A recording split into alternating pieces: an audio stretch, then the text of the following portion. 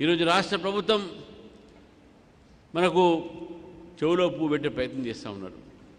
42% reservation పేరుతో 10% reservation దాంట్లో ముస్లింలకు ఇచ్చేటువంటి ప్రయత్నం చేస్తూ ఉన్నారు. మొట్టమొదటి నుంచి కూడా భారతీయ జనతా పార్టీ మతపరమైనటువంటి రిజర్వేషన్కు వ్యతిరేకం.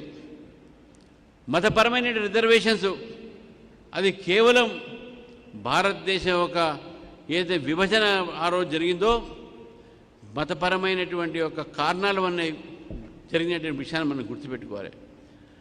ఇటు విద్యా సంస్థల్లో కానీ ఇటు ఉద్యోగాల్లో కానీ 4% రిజర్వేషన్లు కూడా భారతీయ జనతా పార్టీ మేము వ్యతిరేకించినాం.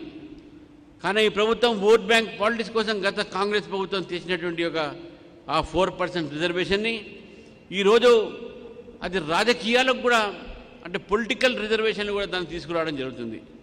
ఈ 10% ముస్లిం రిజర్వేషన్స్ రాజకీయ పొలిటికల్ రిజర్వేషన్ పెడితే ఈ నష్టం జరిగేది ఈ దేశంలో ఉన్న ఈ రాష్ట్రంలో ఉన్నటువంటి బీసీలకు మాత్రమే.